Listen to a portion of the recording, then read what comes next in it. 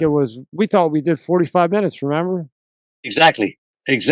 Tell everybody about, because it's in the last video, so go watch the last video. But better yet, get the book. Tell everybody about I Am Charlie, because as I had said before, it's a great book. It's an action-filled book. It's not what you would think. Well, it was very important to me once I started connecting with people around the world that people understood who Charlie really was. Because there will be a lot of people out there that will say, who is Charlie?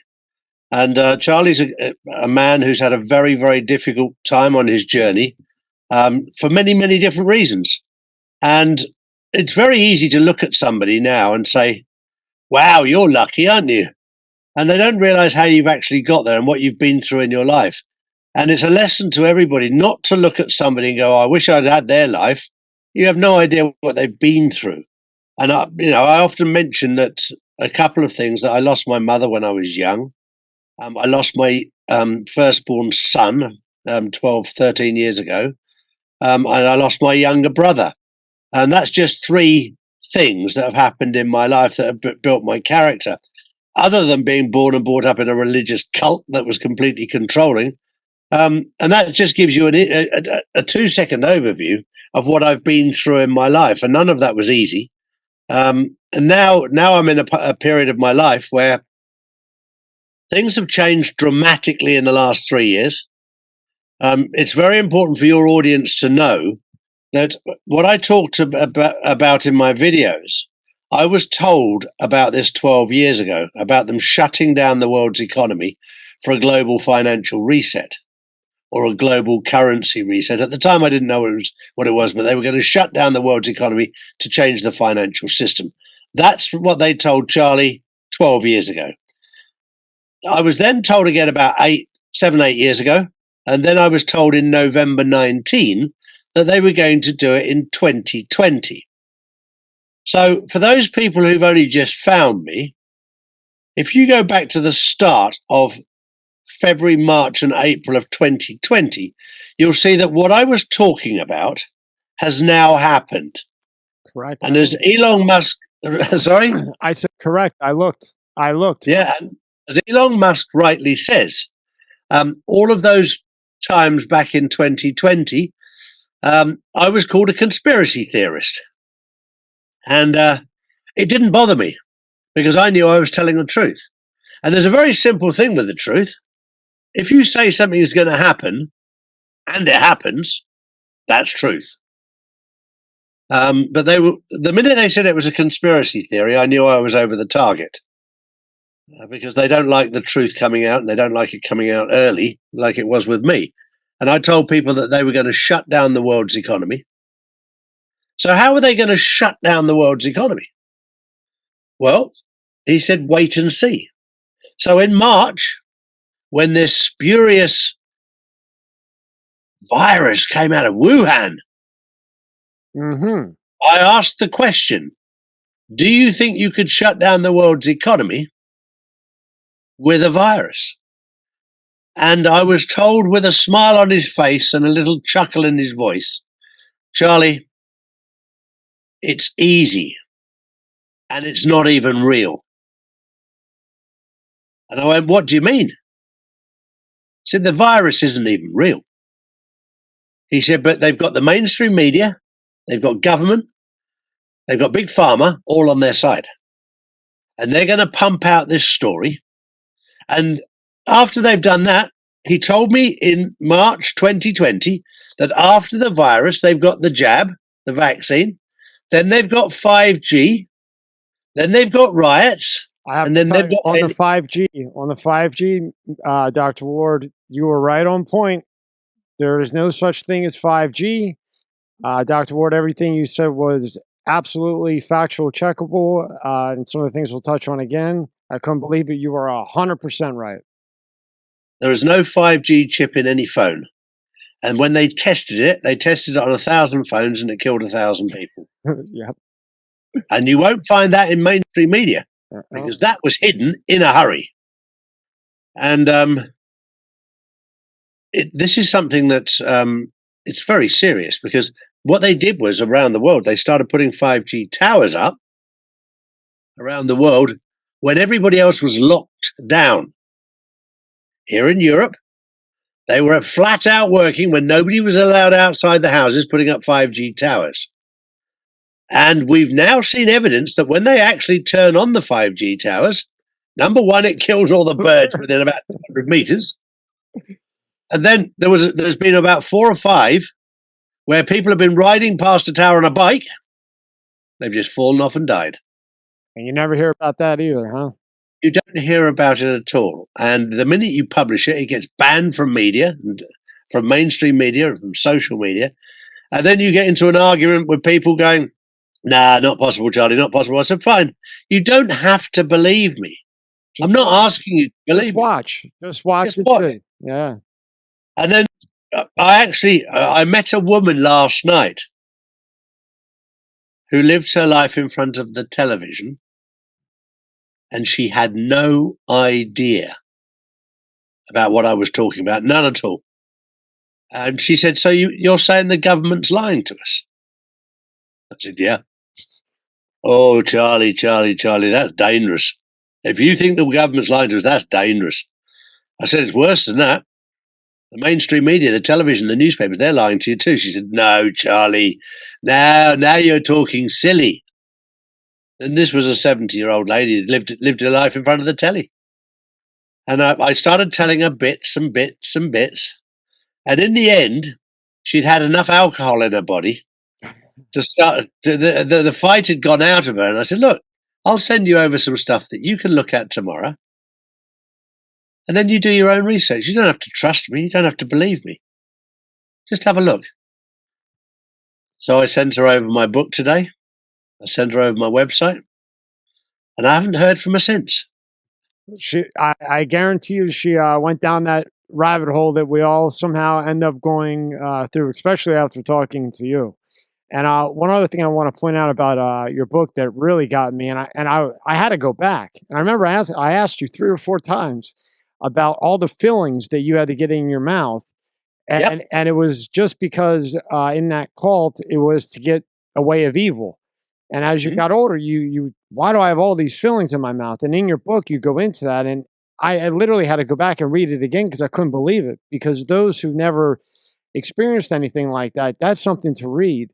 So as you said in the beginning, when you think you're having a bad day, buddy, you didn't wake up at at 4 years old, your whole mouth didn't get buried with fillings that were unneeded. So all the greatness that you've accomplished, it just didn't appear. No, it didn't. I wanted to ask you. I had thought before, all these school shootings and all these mall shootings, like they just shot up Mall of America, which is the biggest mall here in the States. I never thought that would happen. I had originally thought that it was a way to get rid of gun rights, but then Yes. I thought more, and I thought about all that time that we were locked down with COVID, right? The 12, 13 months, 15 months. It's not like these, I don't know if you would call them sociopaths or whatever you would call them. It's not like the idea didn't leave their brain. Do you think that that was going to happen either way? It just got pushed back a year and a half and the shootings are happening now? Or do you think there's something a little bit more to it than just that? I think this is one of the most important issues that you and I have talked about: school shootings, and this is where we are not using common sense, because nobody on the planet has in their DNA to go and kill children. That is a normal human being. It's not there. If you're feeling bitter and twisted against a school teacher, fine. You can sort of get that where he walks in and shoots the school teacher. I get that. Where a teacher's picked on somebody at school, bullied him, a teacher's been horrible to a kid and the kid gets out of school. I can see that. But there is absolutely no logic at all into somebody walking into a school and killing children. What about the malls and all the other shootings? The same in the malls. There's no logic to that. Yeah. There's no fear anymore in the States. I don't know how it is there, but here everything's bullying this, bullying that.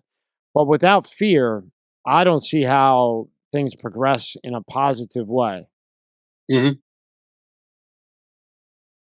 Well, this is where we're at right now. This is about education, respect. If I look at the Western world, America, Europe, it's a complete mess. There's no respect. If you look in Russia, you look in India, you look in China, you look in the Far East, there is respect. I hear people say, if you stand up against Putin, you'll end up dead. And they go, well, he's an evil man. Very interesting that they don't mention that if you stand up against the Clintons, you'll end up dead as well. They don't mention that, do they? They missed that part. They missed that part. The Clintons killed more people than Putin ever did, but they just sort of overlook it. Yeah, like all those planes that just disappear off the map, people that you can't find anymore, and then completely buried in the news. Completely buried. Yep. It's amazing, and the people have selective sight and selective hearing. One of the biggest things that you and I know because of your background of the mafia mentality is respect. Respect for your elders. Yes, sir. No, sir. And respect for parents and grandparents. That nowadays has disappeared in the Western world. This young generation, downright rude. And the one thing I'm very blessed with, my wife is Turkish, and if she says no, the answer is no. and I tell you what, you don't want to be crossing that line to try and get a yes out of her, because that's when she turns into terrorist mode. Remember, I asked you last time, Dr. Ward, from 1 to 100%, how often do you think you're right? You said maybe 1%. Yeah. Because whether you're wrong or right, you're wrong. Exactly. Exactly right. And this is, it's very interesting in relationships, especially at this moment in time where people talk about relationships and equality and what have you. I'm very old-fashioned in a relationship. My job is very simple. I'm a provider and a protector. I agree 100%. And that's how I live my life. That's how I was raised. This episode is brought to you by Manscape.com. Breaking news, Manscaped now sells beard products. That's right. They are once again revolutionizing men's grooming with brand new Beard Hedger Pro Kit. From a beard trim to a fresh shave, the technology behind Beard Hedger Pro Kit allows you to shave your signature beard look. Now you can finally use Manscaped products to make your drapes match your carpet by going to Manscaped.com and using code MSCS Media for 20% off and free shipping. No one likes a weird beard, so say goodbye to all the stubble trouble with Manscaped's Pro Beard Kit. It all starts with the Beard Hedger. This thing is a monster at fixing faces. First off, this cordless trimmer has a rotary wheel that gives you 20 hair cutting lengths, all with one guard. No more messing around in drawers, this color one, that color one, all with one guard. Plus it's waterproof, so you can shave in the shower and avoid all that hair in the sink. The Pro Kit doesn't end there though. First, there's the beard shampoo and conditioner. You need to remember your hair is different. Next, Manscaped's beard oil. Cap it off with beard balm. The Pro Kit also comes with 3 different gifts: a beard brush, comb, and scissors to ensure your beard is ready to impress. So get 20% off and free shipping with the code MSCS Media at Manscaped.com. That's 20% off and free shipping at Manscaped.com. Use the code MSCS Media. Manscaped Beard Hedger, 1 stroke, 1 guard, 20 lengths. Link is in the description below. This episode is sponsored by ZBiotics. What is ZBiotics Pre-Alcohol Probiotic? The ZBiotics Pre-Alcohol Probiotic is a genetically engineered probiotic you drink before drinking alcohol to avoid that rough next morning and get back to living your life.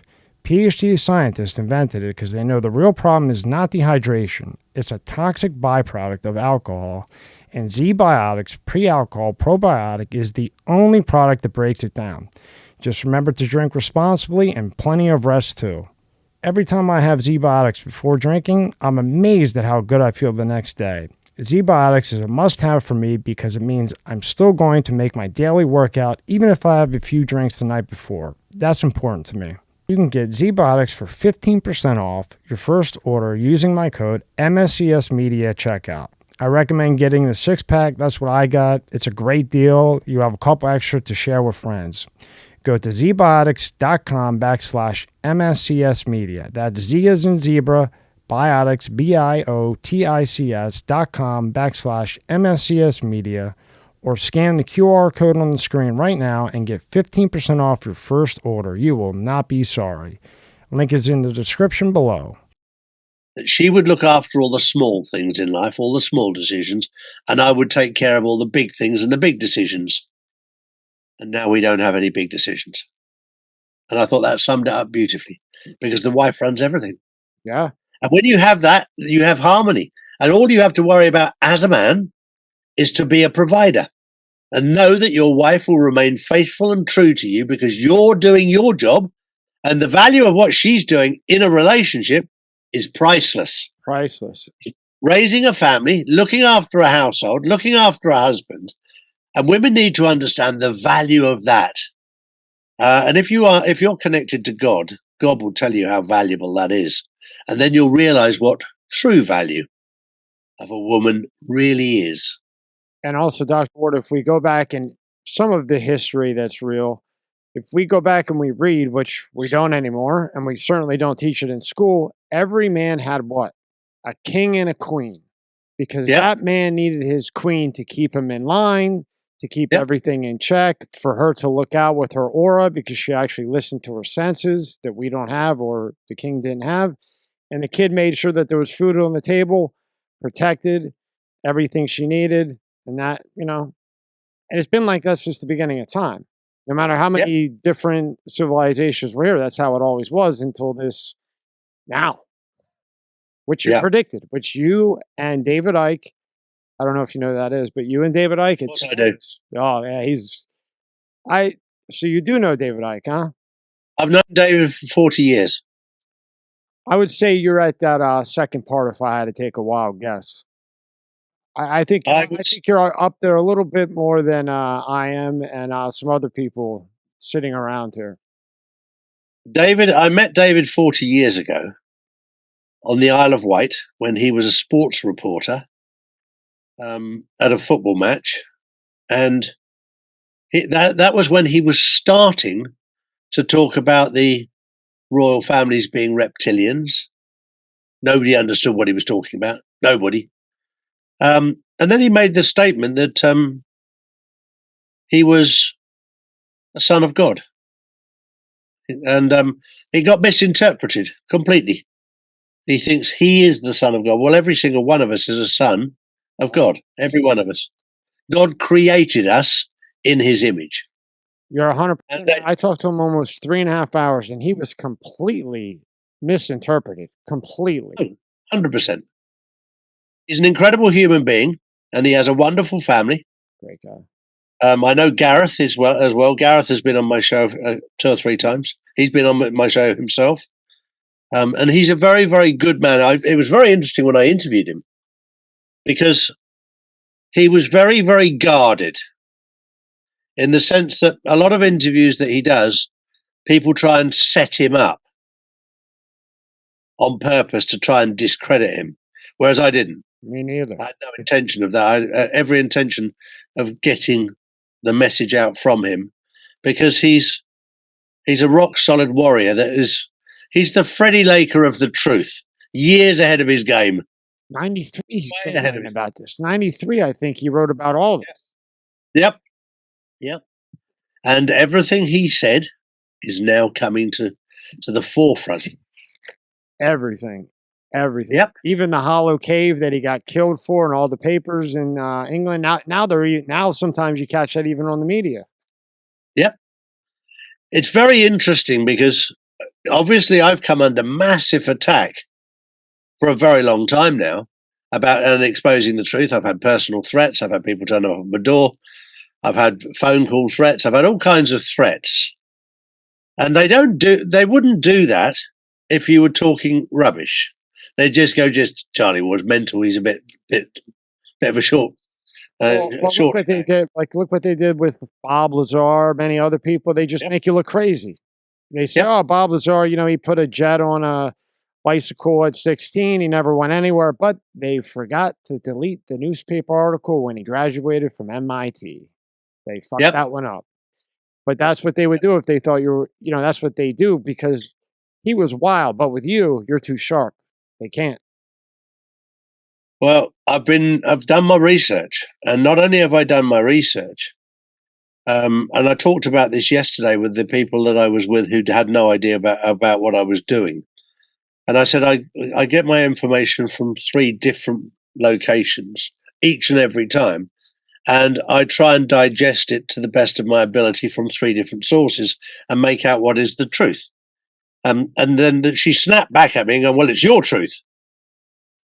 I said, yeah, but we all have access to the truth within us. You have as much access as I do. But what I've done is open up my toolbox within so that when I take in this information, I try and establish what is the truth. And if I'm in doubt, I speak to God. She said, well, there you go. I don't believe in God. I said, well, that's it. So I've got one more tool in my toolbox that you don't have in yours. And she was like, yeah, but why do you believe in God? I said, well, I grew up believing in him, and I went astray. And there's certain things that have happened in my life that point very clearly to, I said, let me rephrase it, my higher self. She said, I believe in that. I said, well, okay, so you believe in your higher self? Yes, I do. I said, well, my higher self, I choose to call God. That's what I choose to call it. I think one day we are God. I think one day we become God. Yep. I'll tell you what. And the minute I said that, Mr. Ike, Dr. Ward, I'm sorry to interrupt you, but after I spoke to him, I completely understood you. After I completely understood everything. With you, Dr. Ward, everything. I started putting A to plus B equals C. Unbelievable. Unbelievable. Well, this is where you and I are very privileged, that when we get to interview people and we talk together, all it does is create another piece of a puzzle. And the more pieces of the puzzle we have, which you and I have, we talk to lots of people. And whether it be Dr. Peter McCulloch, who I think the world of, and many other doctors that you've interviewed, they're what they are is pieces of the puzzle. Yeah. So that when you put the pieces together, that's when we get clarity. Mm-hmm. And we're fortunate, you and I, because we have the ability to bring people onto our shows and talk to people to establish the truth. And then you get the people on the other side, well, it's your truth. It's your truth. I said, well, yeah, you can put it like that, but tell me where you get your truth from. Oh, I get it from the CNN and the BBC. And I go, well, what happens if they're lying to you? They go, well, what happens if these doctors are lying to you? I said, you got a very valid point, and this is why it's important to go within. I sit in front of the television, and it doesn't make sense. But when I talk to Dr. Peter McCulloch, Dr. Anders Kalka, Dr. Asim Malhotra, all of these other doctors, when I talk to them and listen to them, they make sense. And they're the best in the world. The best. Dr. Rashid Buttar. Dr. Rashid Buttar, Dr. Malone, Makala, Dr. Epstein. Yeah. These guys are on a whole nother level with facts. They don't come and say. They come with stacks like this. So like you said, okay, you think it's not true. Where are your facts? Because me and Dr. Ward, between what we have, it could hit the ceiling. Yep. Yeah, it could. And then I'm blessed to have people like Jason Q, who decode stuff, and he prints everything off. So as an example, the quantum.gov website, which tells you all about the quantum system, he printed off every single page, and it comes to 12 inches in paper. And he's gone through every page and he's highlighted the bits that matter to and he's decoded it all. And I'm like, wow. But yeah, I do a lot of research. I work most mornings from 4 o'clock in the morning until 8 o'clock, just doing research, researching things in different areas and talking to people from all over the world. And I'm very privileged on my journey to have people in virtually any country in the world that I can talk to. If I want to know what's happening in Afghanistan, I've got people who live there that I know. Syria, Libya, Iran, Iraq, I can find out what's really going on there over against what the media is telling us. And one little quick story, my wife and I were in Nespresso in Dubai getting some coffee capsules for the house. And the man who served us was from Syria. And my wife said, I bet you're happy to be here in Dubai. He said, yeah, I like it here in Dubai, but I was back in Syria at the weekend with my family in Aleppo. My wife said, well, Aleppo's been wiped out. He said, no, a part of it has, for sure. But we live in the nice part. And I went back and saw my parents and went out night clubbing with my mates. And my wife was like, well, that's a different story from what I've heard about Aleppo. He said, well, I've been there and I live there. And he said, this is what really upset my wife. He said, the BBC and CNN actually have complete film sets there to stage events in Aleppo to continue the narrative. And this is somebody, this is not a reporter, this is a young lad whose family live there, but they live in the nice part of Aleppo. And there are people out there that will be sarcastic and go, well, there isn't a nice part of Aleppo. I can assure you there is. And, I can assure you there is. And furthermore, as you said, an independent source, meaning it's not Correct. on either side of anything. It's just someone who actually lives there. Again, facts. Yeah, facts. And that, if I go back, I don't know, 20, 30 years ago, one of my sons had a relationship with a girl in Northern Ireland. And we went to their house in Belfast. And we met a number of different people in Belfast, those from the poor area and those from the decent area. And the people who lived in the posh part of Belfast. Now, I grew up with Belfast being bombed non-stop. In the newspapers, it was incessant that it was being bombed and there was all this fighting going on. And his answer was, I've never heard a bomb and I live in Belfast. That's in the council house estate. But they lived in the posh part, which was probably 7 or 8 miles away from the bad part. And he said, we just don't hear anything here. And that, again, was a huge lesson to me because that was very different many, many years ago from what we were being told. And there are many, many occasions in my life where I've known of certain things that we've been told that are absolutely nothing like the reality. And he's saying he hasn't heard anything because no bombs have gone off. Is that correct? They have it, but in a certain area. But they're making it look like the whole of the city is being bombed. I see. It was in the poor area between the Protestants and the Catholics. But to make it look good, they say the whole entire place. The whole entire city is under siege, but it's not. It's the whole council estate is under siege. Unbelievable. What's your take on these IRS agents and 80,000, and now, as you called it again, and now we have this $600 reporting here in the States. I know you remember. Remember, it used to be $999, and then it was $799. And now it's $600. So if I go put in $601 in cash in my bank account, that's now reported as if before when it was 10K, 8K, now 601. So yeah, what's with all that? I remember I had said I thought it was because of the going after people with the Bitcoin and the crypto, and I thought they were going to grandfather. And you said, "Oh no, Tommy, you're wrong." And then Jovan Pulitzer, if you haven't had him on, you should definitely have him on. I think he's going to be the next Elon Musk.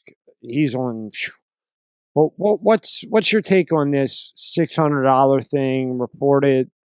Why? What am I missing? Well, it's all to do with control. It's communist control. They want to know everything about you, and this is where people need to wake up. That will only ever work if every country in the world conforms to it. And this is all part of the central bank digital currency. This is setting you up for this. Now, half of the world have already turned their back on the central bank digital currency. What is the central bank digital currency?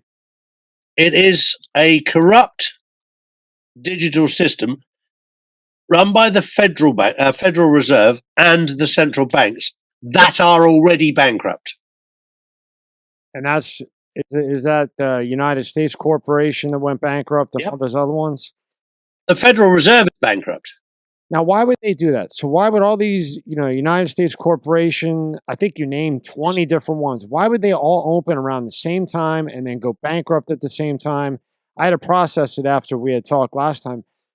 What's the whole connection with all that? I was shocked at the beginning of it when he even said that, because again, Yep. you never hear of that. And then I try to tell everybody and they're like, "What? You're crazy, Tommy.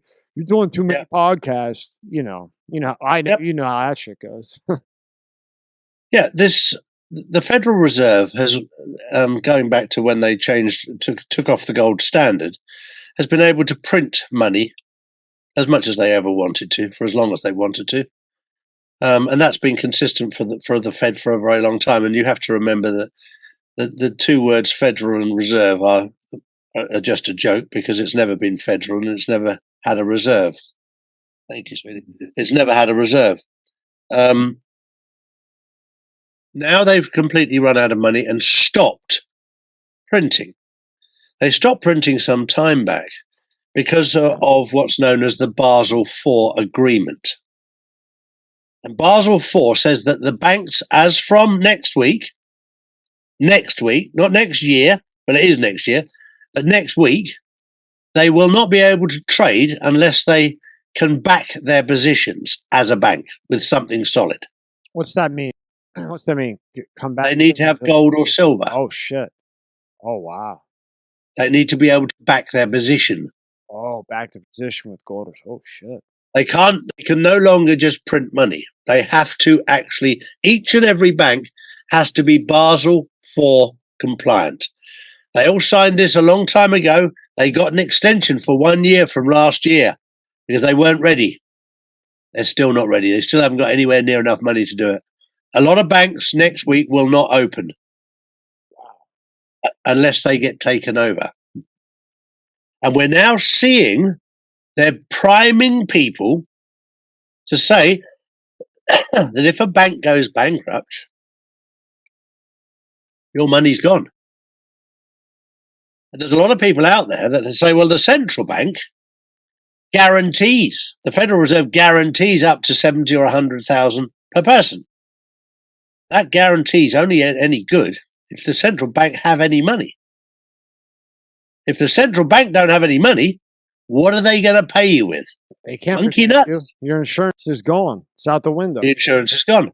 Now, if the bank, say, is taken over, to us, would it still look like Bank of America, Chase? But it might say that on the sign, but it's really not. It will say, yes, there'll be a lot of them that are saved by those that have the gold, the silver. And of course, there are countries like Russia, India, and China who have plenty. And plenty. And they've just been waiting. Oh, the Chinese are sat there in America. They're not even waiting to get a flight. They're sat there in America, outside the bank, waiting. And they'll wait 100 years waiting outside the bank in 2 degrees. They've been waiting for years, and now they're sitting waiting for not this week, but next week. They're waiting to see what happens. And of course, that this will change the dynamic massively.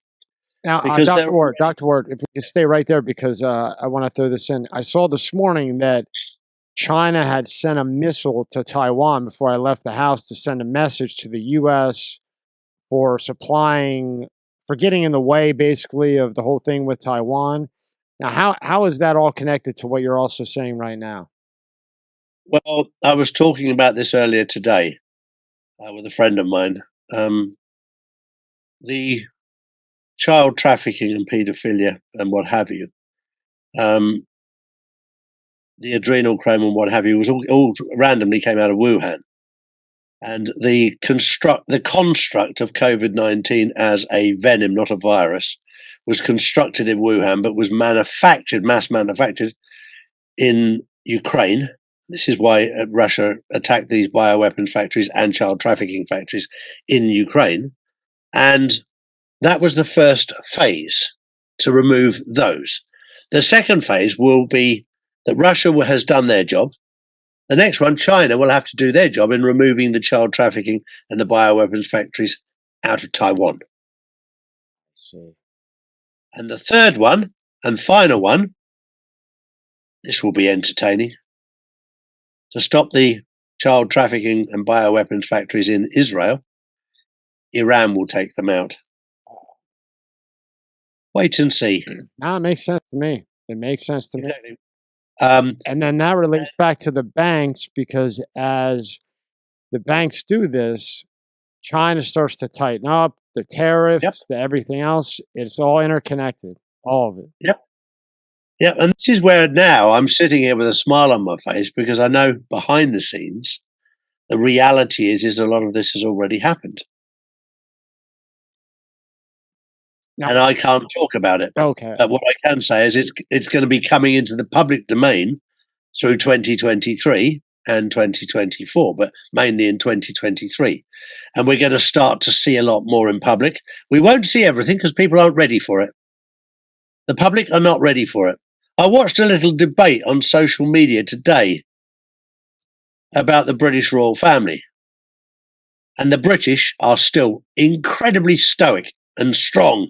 Our royal family is good and they're brilliant and they're amazing, and they ignore the fact that of the offences that have been committed by the British royal family, completely blind to it. And because the mainstream media keep pumping out that they're a wonderful family. You know, Prince Andrew gets away with underage sex, and that's fine because he's a royal. I don't sit in that camp. If you have underage sex, it doesn't matter who you are. It's wrong.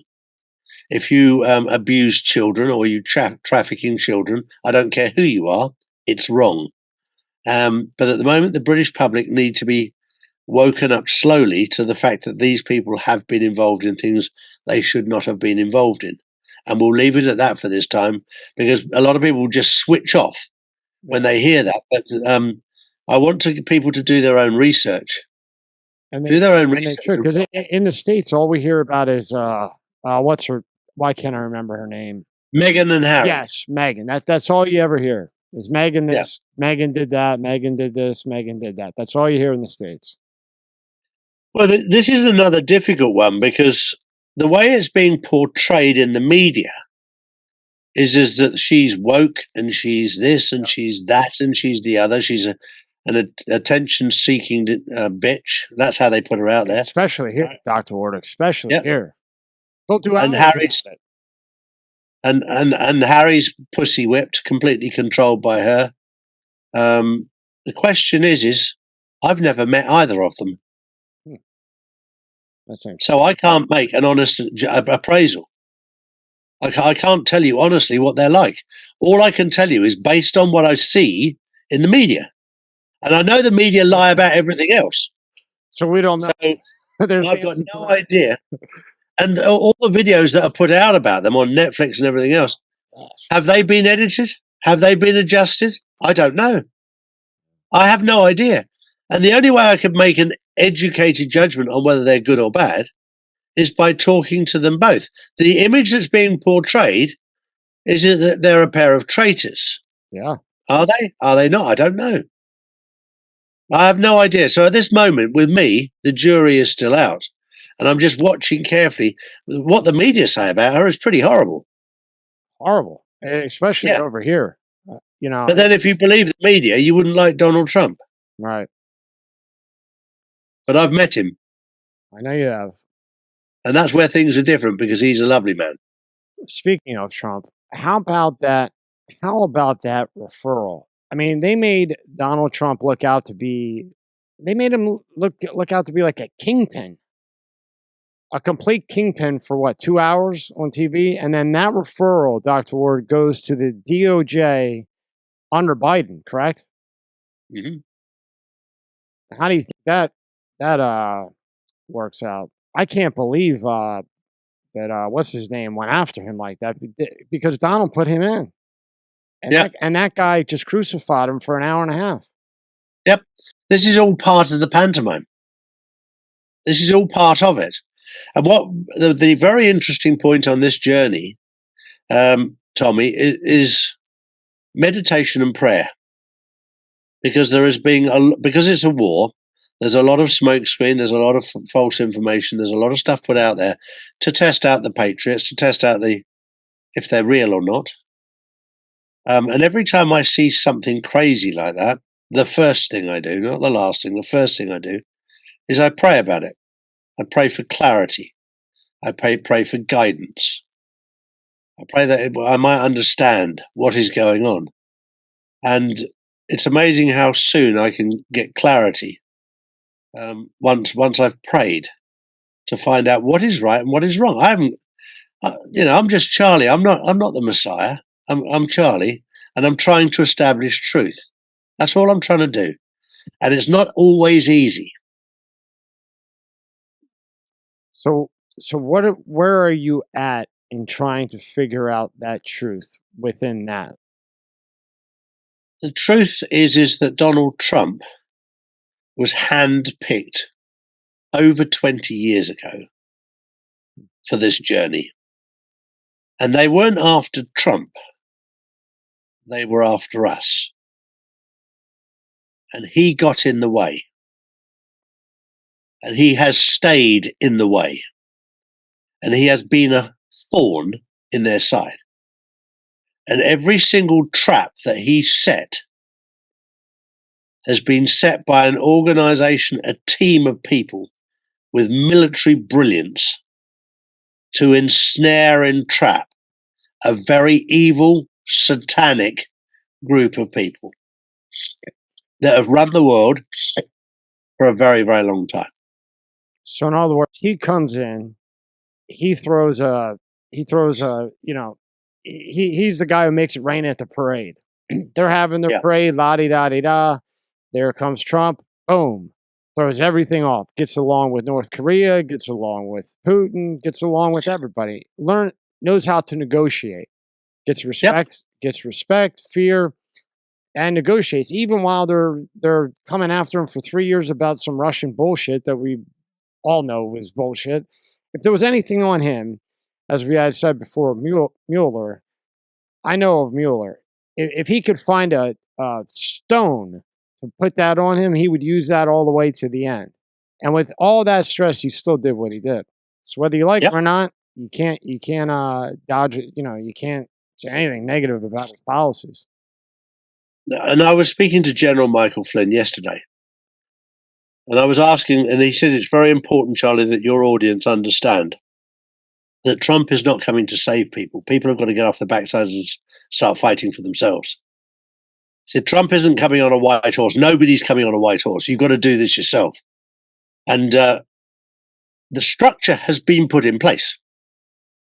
The military on this war, with General Michael Flynn as the commander-in-chief of the digital warriors, is managing everything well. But there's a lot of people at the back who sat back down and are not doing anything.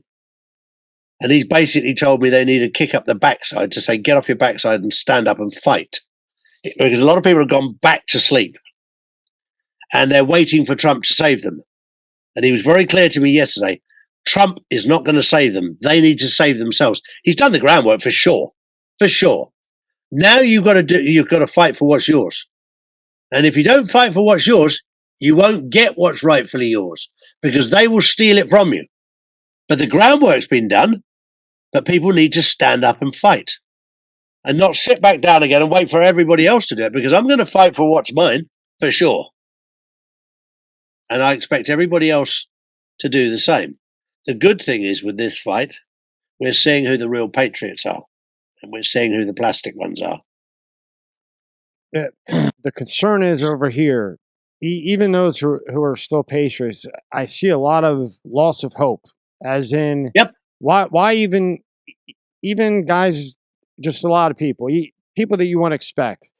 I could tell they lost hope, or they have the attitude, what's the point of even walking in there and voting? Does it really matter at this point? 80 million one time, the whole thing that happened in Arizona, and like you said, it comes to, Trump's going to run again, but as you said, and it makes total sense again, it's to get you up off your ass and go in there. And if you don't, what can he do? They're already going to they're going to throw every angle at him possible. So if you just think he's going to come and make you laugh at 6 o'clock at night or whatever it may be, and then you sit there and whatever, well, then you're not going to be laughing when it goes the other way and it gets even worse and worse and worse. And by 24, I can only imagine how bad it's going to be right around then. Of course, they'll make it perfect 3 months before. Sure. And that's so important that people understand to stand together. One of the worst things that's happening at the moment is the criticism between patriots of each other. That's what they would want. Yeah. And this is the time to stand together. Because there's so much divide between both parties. And everybody's fucking everybody in the Republican Party. You know, now the Democrats they're messing with each other, but still seem more together than the Republican Party. They're fighting about every little thing. The Democrats are just doing what they always do. And you know, that people have to use their head. And Dr. Ward, I don't know how you get them to think for themselves. I don't mean them. You know, when you're on that phone all day long, what shows up on your phone, as you said, and many others, is what they want you to see. When you turn on the TV, it's what, and when look around, everybody's always on their phone. I'm on it. I jump on that social media post and I'm off. I run. But the majority are on there reading and reading and reading. And the more that they're on there, the more that they get brainwashed. So, Dr. Ward, how do you get them out of that mode? Well, hard times create strong men. Strong men create good times. But not every man is going to become strong. There's a lot of weak men out there that will stay weak. Good times create weak men, and they'll stay weak. And weak times create hard times. At the moment, we're in hard times, and it's creating strong men. But not every man has the inner strength to become strong. They're that pathetic and that weak, they'll never become strong because they've never had a backbone. They've never stood up for anything. And as one guy said to me in Barbados, who was a driver out there, he said, if you don't stand up for anything, expect to fall for everything. And that's important because people need to stand up for something. There's a lot of, I spoke to another guy yesterday who said to me, Charlie, I can't be bothered with all this. I live in my happy bubble. I ignore everything. I don't watch the telly. Don't watch this. Not interested. Some people are like that. I've got a member of my family who's exactly like that. Live in their happy bubble. They don't care about anything else. They just get on with their own stuff and don't care about that. Whereas I'm in a slightly different position where I'm 62 years old. I've been out of the matrix for many, many years. I'm unemployable. I've always been unemployable. I think me and you both are. Exactly. So I can't sack myself. Nobody can sack me. So I can say what I want without fear of retribution from my employer or what have you. And this is why it becomes important to pray that you say the right thing and deliver the right thing.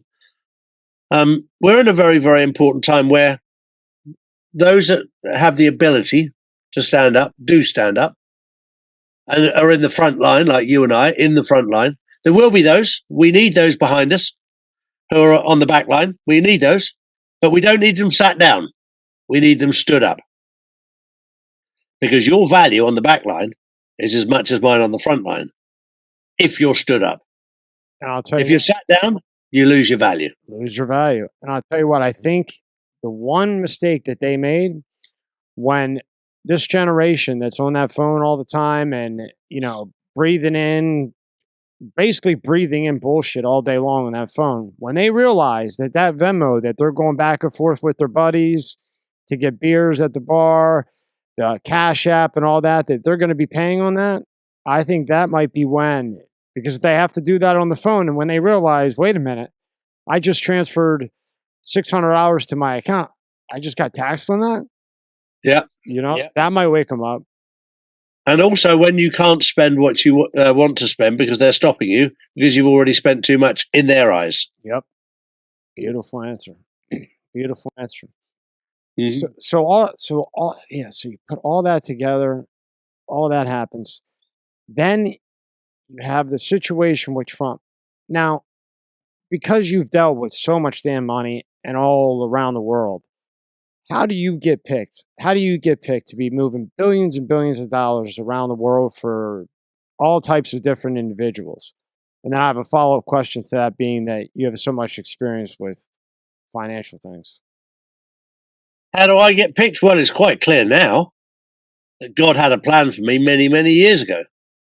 And he's put me in situations in my life that it happened that way. I was in the right place at the right time, and I was being tested on many, many levels. It's something you can't really explain to people, other than the fact that I now know that God has been in control of my life from the start. Your calling.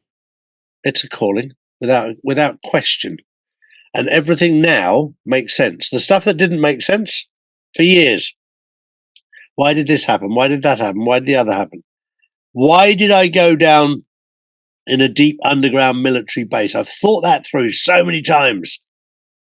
30 years ago. Take me through that day. The best you can. That particular day, now I remember it vividly. I was working with GCHQ, which is the equivalent of your Pentagon. It's the security hub, if you like.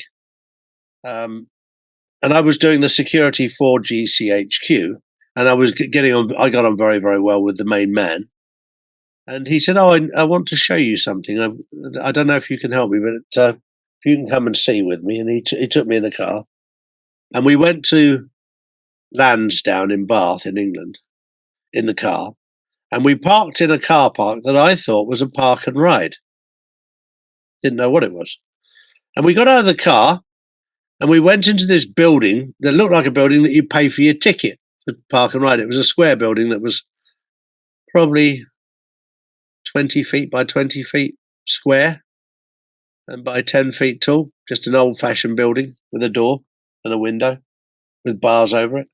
We walked inside and there was like a glass, like you get in a bank, glass sheet with a man sat behind it. And there was a door to the right. And he asked me for my identity. So I took it off my head, handed over, which was what I got from GCHQ, handed it in there. And then he pressed a little clicker, which opened the door. And me and this other gentleman walked through the door. We went around the corner and then there was a lift. And I was thinking, where the hell does this go? And then we got in this lift. And it's impossible to say when you're in a lift how far you're going. But we went down, and we went down, and we went down, and we went down, and then we stopped. And when we stopped at this opening, there was a guy there.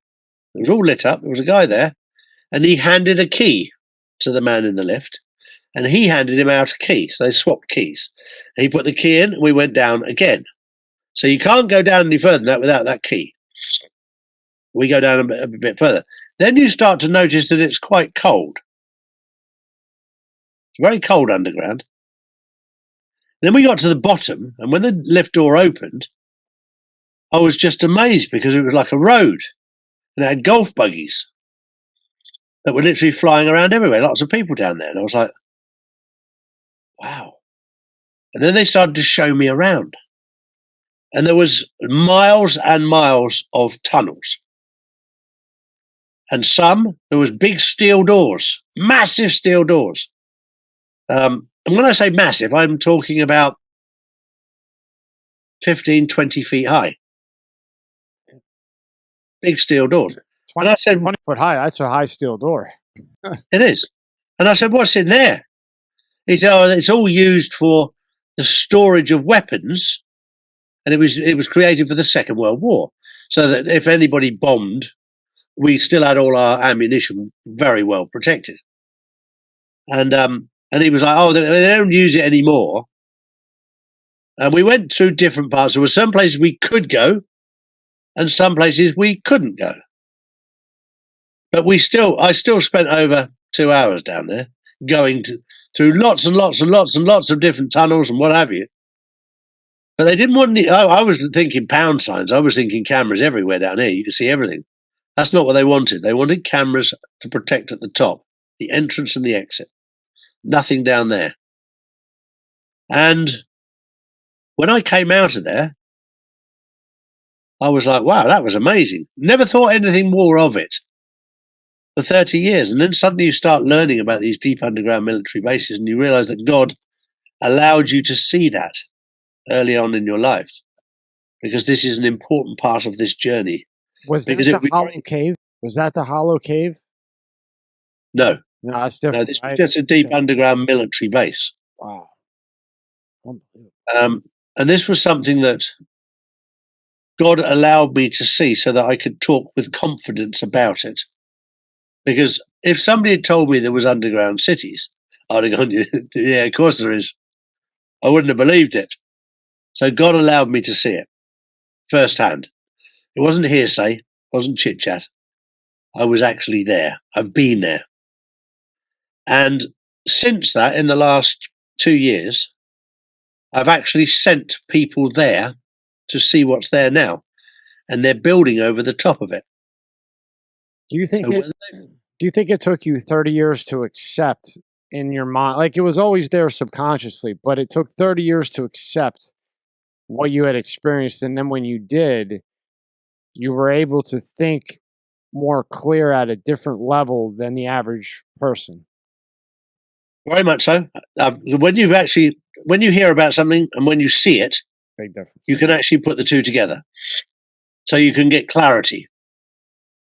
If somebody told me there were deep underground military bases, you go, yeah, whatever. When you've actually been down in one, and it's very difficult to describe them to people because it is an underground city. And it's not, when you talk about tunnels, these tunnels, the ceilings are 10, 15 feet high. And they're painted white. And they have a flat road surface through them. These have been made for years and years and years. Why white? And people live just for lighting, so they've got the lighting up on the roof to keep it light. Lighting. Yeah. Now, just remember the other thing. They gave me a key, or they gave the man a key to go down from one level to another. The question I now have, was there another level that we didn't get? This podcast is brought to you by Monster Energy. Tear into a can of the meanest energy drink on the planet, Monster Energy. It's the ideal combo of the right ingredients in the right proportion to deliver a big bad buzz that only Monster can. Monster packs a powerful punch, has a smooth, easy drinking flavor.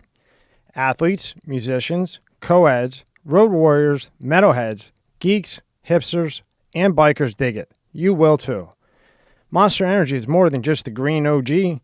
Monster has Monster Ultra, Juice Monster, Monster Hydro, Rehab Monster, Dragon Tea, Monster Max, Muscle Monster, and many more.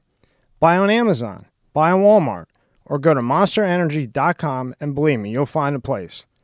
Unleash the beast. Monster Energy. This episode is brought to you by Fiji. More than just water. This is not just rock. It's ancient volcanic rock that filters tropical rain, giving it double the electrolytes and its signature soft, smooth taste. It's not just water. It's Fiji water. Has to be. Right? Exactly.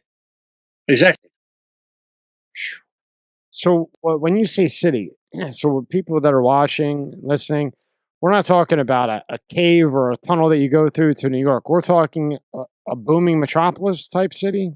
A booming metropolis with thousands of people down there, with shops, with restaurants, with everything. Fully operational. And where do you think they're from? The people that were down there all work for the Secret Service.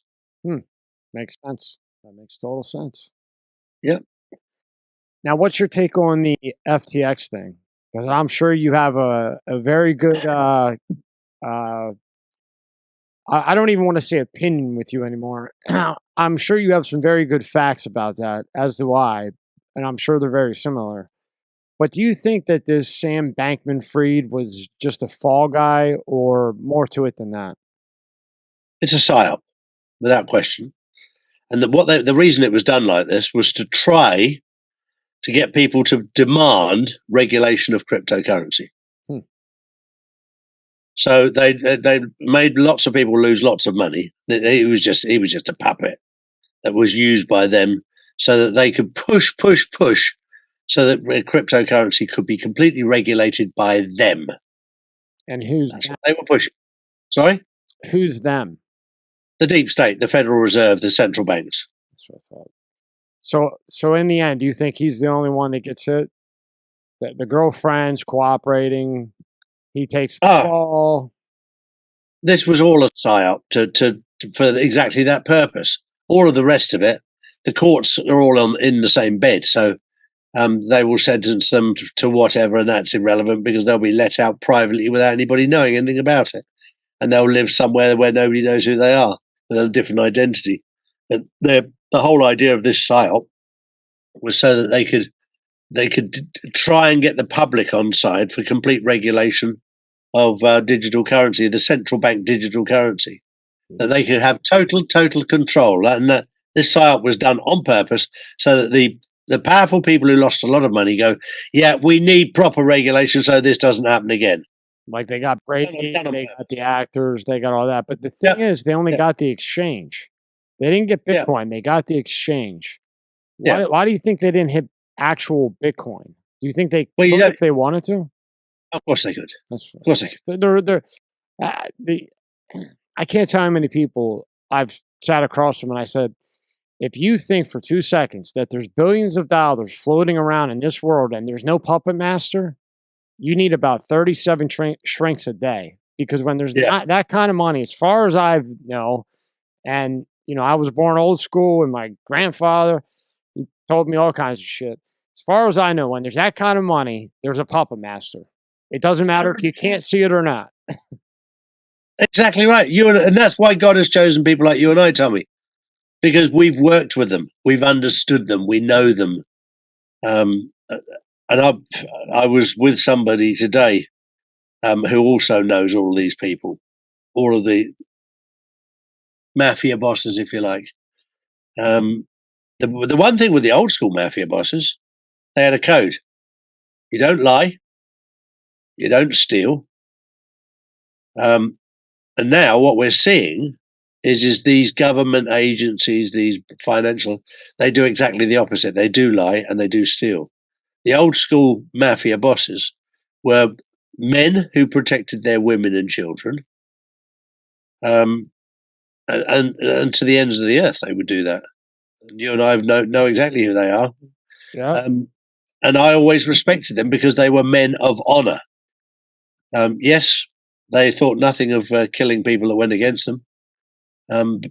But this wasn't an accidental killing of people. This was people who crossed the line. They either stole from them, either lied to them, or they did something wrong within that circle of people. As you said, my grandfather had always said, he said, whatever you see in the news, Tommy, this whole Italian thing you see, nobody ever dies for no reason. Nobody. Correct. And he always would say this bullshit. It's against the rules. Drugs are against the rules. Lying's against the rules. Women against the rules. You better hold that door for every woman you see. I don't care. You better hold that door. And if I did it, Dr. Ward, wasn't a good ride home in the Buick. Exactly. There's a code. There's a code of honor of what you do. There's an old saying about women. If you treat a woman like a whore, she'll act like a whore. You treat her like a lady, she'll act like a lady. The better you treat a woman, they're very. The other part of that is they magnify everything you give them. So if you give them food, they'll give you a meal. If you give them a house, they'll give you a home. If you give them sperm, they'll give you a baby. So if you give them shit, expect a ton of it back. I think we've both gotten a lot of shit in our life back, right? Because we haven't done the right thing. Yep. Now, I've learned with my wife, the more good I put into her, I mean, it comes back tenfold. And it's a lovely feeling. I'm happy for you. And I would say to a lot of men out there, that if you want to get the best out of your wife, the more you put in, the more you get out. And if you're putting crap in and expect crap out, if you put a lot of goodness in, you open doors, you treat her like a lady, she'll act like a lady. And some of you will have to start over again because you used to do it, you slipped. A lot of us need to start over again. Yeah, But and God is good. Very good words. God has given us the opportunity to do that, because I didn't treat women particularly well when I was younger, because I didn't. I was young, I was immature, I was stupid. Now, as you get older, you learn, and you learn very little from success. You learn everything from failure. I couldn't agree with that more. When we were talking about the stealing, they come in with the crypto, they do that, they do this. In the old days, you don't steal. It's just you don't do it. There's just one thing: you don't steal. You make a deal, you do whatever you have to do, but you don't steal. Now, as we're putting all this together, all this clarity and knowledge and facts, and now you have New York where you can walk in and steal $900, nothing happens. You have Cali, I don't know if they're at 600 or 900. You walk in, nothing happens. You got guys selling 100 fentanyl pills that could easily kill 100 people. Boom, bail. A lady gets beat almost to death at the airport, gets bail. When you put all that together, Dr. Ward, if you could associate that with the bigger picture, because I see what the bigger picture of it all. Okay, go steal $900, we're not going to arrest you. Go steal 600 in Cali, we're not going to arrest you. Oh, you smashed this lady for no reason? No problem. You have court in the morning, you're going to get out. This is where I've said now for 2 years that people need to reset their moral compass. Completely out of sync, that sort of behavior. Completely out of sync. There's nothing right about it at all. And to think it's normal, it means your moral compass is out of sync. And I said this nearly 3 years ago now. How do you reset your moral compass? Well, if you believe in God, you ask God. If you believe in Allah, you ask Allah. If you don't believe in any of that, ask your mother or your grandmother. Understand what's right and what's wrong. And then when you've got a moral compass that's accurate, you've got a government at the moment that is skewing your moral compass. You've got mainstream media right now that is skewing your moral compass. You need to reset your own moral compass. You have to do it yourself. Nobody else, just you. Make sure you understand what's right and what's wrong. And if you need help, as I said, just pray. Just pray. And if you don't like praying, you can meditate. And if you don't like meditating, ask your mum or your grandma the difference between right and wrong. And make sure, and I'll tell you right now, I have to reset my moral compass every single day because it gets dragged all over the place in my life.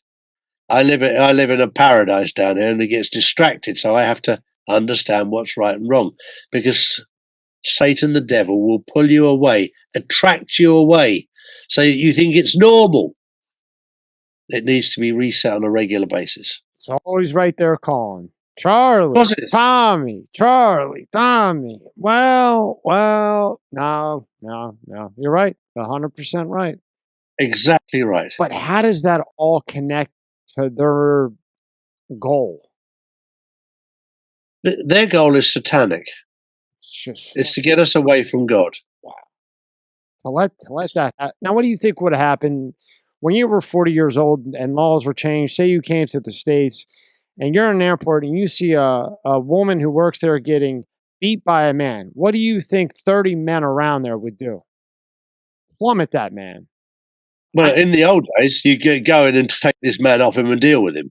Nowadays, people just stand by and watch.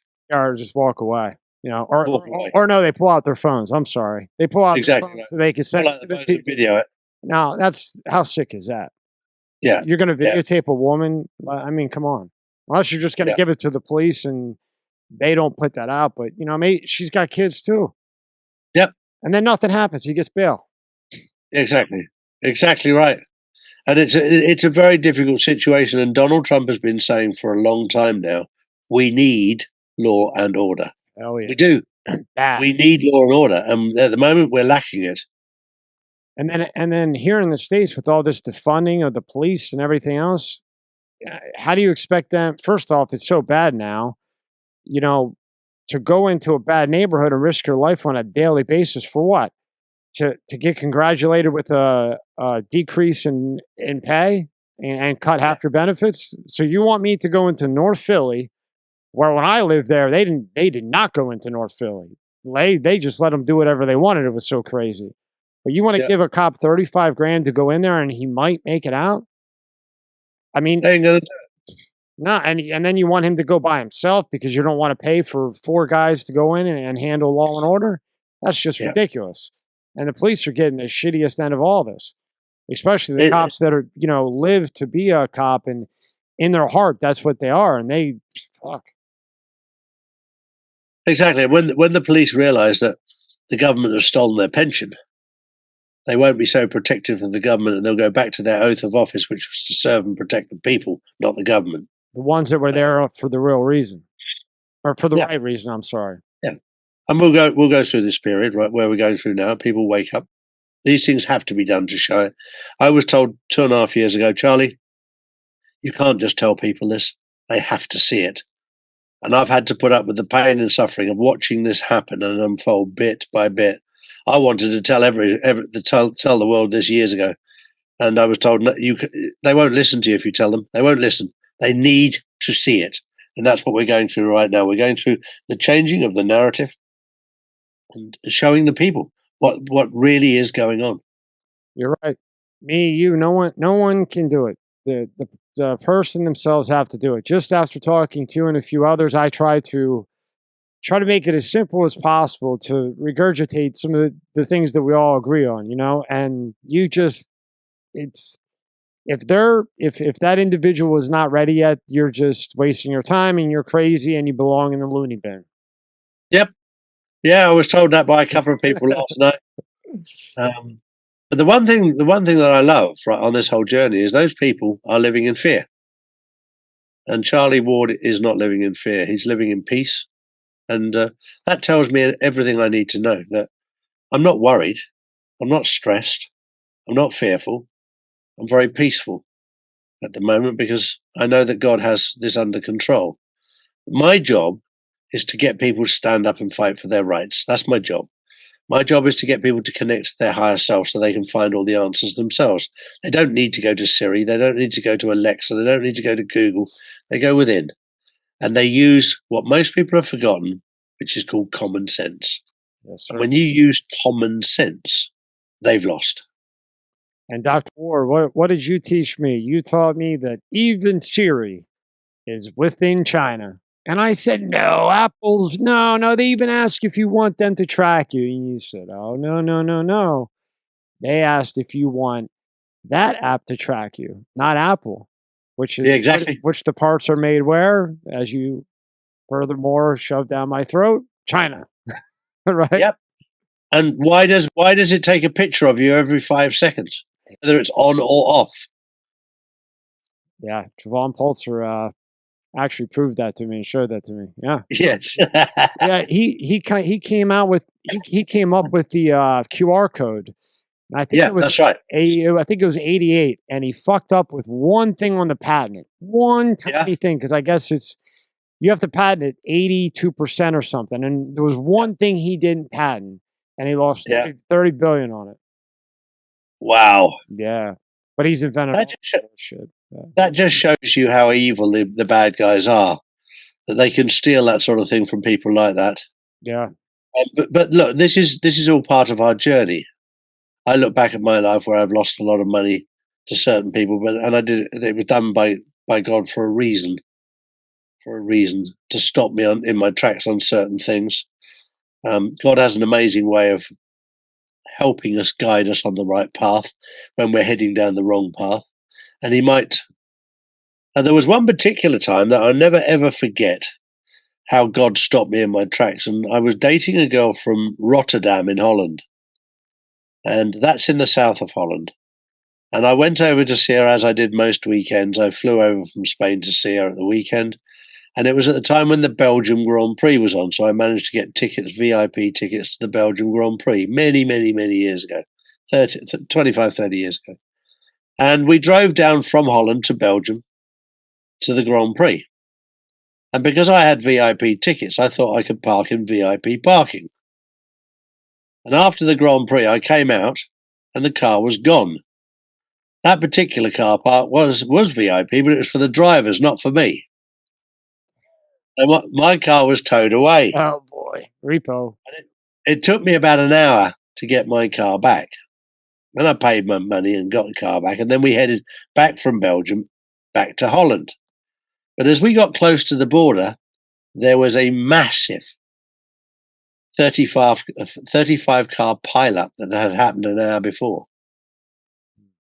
And it sent a shudder down my spine that had I left at the right time, it was foggy. If I'd left at the right time, I would. It's not 100% that I'd have been in that accident, but I'd have been very, very close. It's those decisions on the grid, right? Exactly decide right. this or decide that. Had you gone and said, I better get out of here, you don't know. Yeah, exactly. Maybe you I could have listened to been your in that instinct. accident. Maybe subconsciously you listen to your instinct and nah, not right now, or something just popped, to the clarity that you have that we all don't have, and just made sure you didn't go. Well, the fact it took me an hour to get my car back because they'd taken it away from where it was, that set me back 1 hour. Well, might have been the best hour that's happened. 100%. Those sort of things, when they happen, you realize, and there's many times in my life where I've been stopped from doing something and I've been pissed off, if you like, at the time. And then you understand later on. Sometimes you never find out why. There's a lot of times you never find out why, but there was a reason. And on this journey right now, I can look back at a dozen things that have happened in my life that I now fully understand. And what's odd to me, when you say stopped, where as me, I'm talking from a standpoint where, I thought maybe it was raining, I'll wait. But with you, it wasn't in your control. The car wasn't ready. So you couldn't go even if you wanted to. Correct. So whether you call it God, a higher being, something above didn't give you that car for an hour. You didn't have a choice. I didn't have a choice. No. Okay, I misunderstood it. I wanted the viewers to understand that you didn't have a choice. I didn't have a choice. God stopped whatever it was stopped me from leaving it before. That's beautiful. Yeah. Now with all those people, so I'm sorry. Finish. I'm sorry. For those people who don't believe in God, that's not a problem. I have no problem with that. But whatever it was, whatever it was that stopped me, something stopped me. I choose to call it God. I choose. It's your choice what you call it. And I don't get offended if you call it whatever. Me neither. As long as I just think everyone should really think there has to be something, no matter what it is. There has to be something. This isn't the end all be all. No, it's not. Now with Elon, I've been trying to figure out. Dr. Malone, he'll throw those hints. He'll never tell me the whole thing. And he had said about Elon using Twitter as a weapon and many things. And I kind of saw where he was coming from, kind of didn't. What's your stance on that? Elon Musk is one of the most brilliant minds that we've ever seen. But as with every genius, he's flawed. He has an incredible sense of humour. He also has a very, very naughty little boy inside him who likes causing trouble, which I love, by the way. I wish I would have got one of those fire guns when I had the chance. Oh, yeah. When he bought Twitter, the price of Twitter was irrelevant because the value was not in the company. The value was in the information that they'd been hiding from everybody. And what the purchase of Twitter did was expose that the FBI were behind the control of the elections. Especially that last batch that he released. Ooh. Yeah. And there's so much more. And now the deep state and the cabal have lost their mouthpiece, which was Twitter. And the way that he's gone about sacking people, the way that he's gone about restructuring the whole thing, he's a bit like a naughty boy in a sweet shop that keeps tipping out boxes of sweets and kicking stands and what have you. It's entertainment because he's tormenting them. And that's the torment is the fun bit to sit back and enjoy after we've been abused for so long. It's interesting because my Twitter got shut down with around 1 million people 2.5, nearly 3 years ago now. And I've now lost interest in having it reopened again because I haven't been on it for 3 years. But my life is not about going backwards. It's about going forwards. It was a benefit at the time, not anymore. And the other thing that it dawned on me the other day, I had 1 million followers on Twitter. It's a ton. How many of those followers were bots? Yeah, because how many of those are bots? I don't know how many are real. Yeah, but on the other end of that, though, they found that certain people, when Elon had taken over, all of a sudden they had gotten tens of thousands of followers. So the fact that you got 1 million with them in control of it, that's a shit ton. So that 1 million might have been all real ones, because why would they send you, of all people, bots to make you look better? I don't think you would be the high pick to blow up. But this was before I was on this journey. I had 1 million before this journey. This was before all. Yeah, before all of this. And when this happened, we started using it, and then suddenly they just took us off. And of course I was upset at losing 1 million followers. Of course I was. Congratulations on that. I don't care how it was. I mean, they're not all robots. No. But it's something that somebody said to me, well, how many of those were bots? They were taking the mick. I said, I've got no idea. I don't know. I honestly don't know. At the time, I was unaware that there was any such thing as bots. Now you're saying there was bots. Maybe 900,000 were bots. I don't know. That I don't know. I don't think so. Too many people know you, buddy. Too many people. Yeah. Well, look, this is something that when I talked to General Michael Flynn, he was saying to me when I was with him in Missouri, in Branson, Missouri, he said he was amazed that everybody was running up to me and hugging me and saying thank you, and he said he'd never seen that before. And also, I walked around Branson, Missouri, around the shopping mall, and got recognised there. I get recognised in every airport, which suggests that I've got a significant following. There's always people saying, well, he's not got that many followers. And I say, well, the number is irrelevant. My job is to get the truth out there to as many people as possible. The behind-the-scenes statistics show that we're certainly followed by an awful lot of people. But the reality is that when I go out in Mexico, I got recognized in Mexico. I get recognized in America. I get recognized in the Middle East. It's very interesting that to get recognized in these countries. The majority of my following is in America, for sure. I think we've got over 22 million followers in America, which is significant. It's a ton. But like you said, it's not about the followers or whatever. Say it was 100 followers. It doesn't matter, because even if that one person just said, I watched Charlie Ward and he had said, Mark Zuckerberg's a clone. Now, I say that to 10 people. Now, they're going to go look up Charlie Ward, Mark Zuckerberg clone, right? And then, boom, Charlie Ward. Who is Charlie Ward? Now you go to Mexico. You go wherever. They see you. You're making an impact. And it's been 3 years. It's been 3 years of hard work. Oh, shit. 22 million, buddy. That's no joke in 3 years. 27 million in total, 22 in the States. Congratulations. That's huge. From 37, I had 37 people at the start. It's huge. So it has had an impact without a shadow of a doubt. But it comes with a lot of responsibility to find out the accurate truth as to what is real and what's not real. And I do everything I possibly can to establish the truth. It's not always easy, because the truth is very, very well hidden in lots of places. And you have to dig in places that you would not expect to dig to find out stuff behind the scenes. It's very interesting when exposing the British royal family. The British public are not ready yet. They're not ready for that. So you're having to see Harry and Meghan dismantling it and chipping away at it to even get some, but the people are going, no, we don't like you. We like the royal family. And even with Prince Andrew, he got away with stuff that people had just turned their back on, and that the Queen managed to pay off people, or Prince Charles paid off people, so that it didn't become public. And the people have gone, that's okay, because they're royals, they can do that. When people realise that the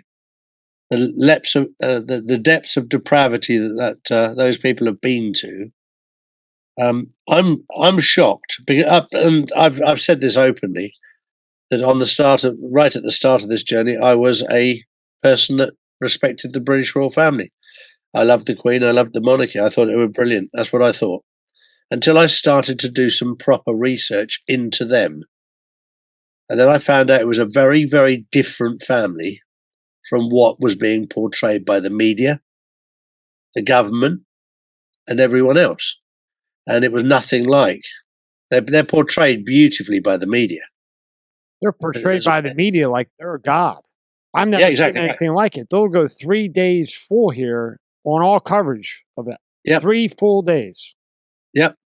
Never seen anything like it. No, exactly. And they will defend them to the ends of the earth. And I've just watched a debate today on WhatsApp in a group where they were discussing the royal family. And the British are so protective. So protective. And they don't want to know. They don't want to know that they've done something wrong. Kind of like here in America, or just in the world, where scientists, astrophysicists, they don't want to rewrite what's already written, or they don't want to go against the grain, even though they know what was thought is not accurate. They don't want to go against it. Nope. And they just want to keep things nice and simple and nice and easy and not challenge anything. Nice and calm, and just float through, right? Whereas you and I are quite happy to poke, find out the truth. Yeah, we are. And so when Elon went on there and put up that poll about him resigning, that was him just being a naughty little boy fucking with them, right? Yeah. And also suggesting that Don Trump Jr. was going to take over as the CEO. I mean, that was the biggest wind up and slap in the face for anybody.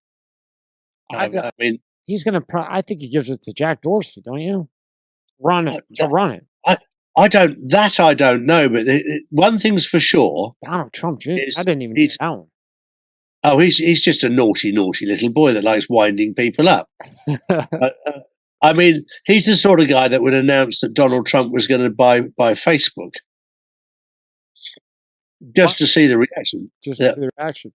If Donald Trump was to own Meta, which is Facebook, Instagram, WhatsApp, and all of that, I mean, the left would have they've already had heart failure with Twitter.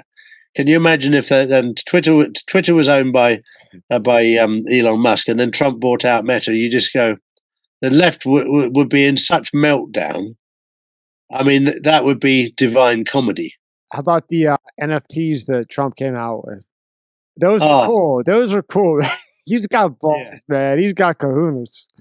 Yeah. He's got, he looks like Incredible Hulk in the one, the character that, what's his name, played Iron Man. One, he looks like Iron Man. It's hilarious. But, you and I both know why he's doing that.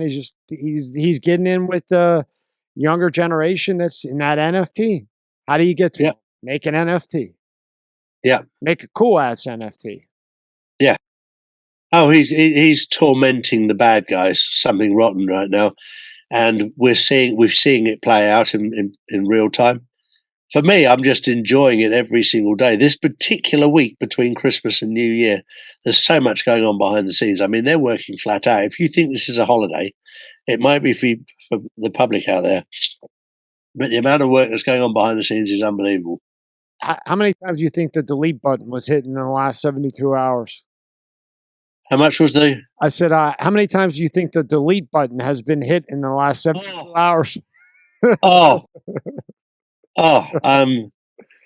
Yes, it's incredible. It's absolutely incredible. I know things that I can't talk about, and they're just waiting on exactly the right time, because this is all about timing. This is about frequency. This is about God's timing, not about man's timing. And we know things that are happening that they're tormenting the bad side. They're tormenting them so that they come out with their central bank digital currency, so they don't get left behind. Yep, pushing them.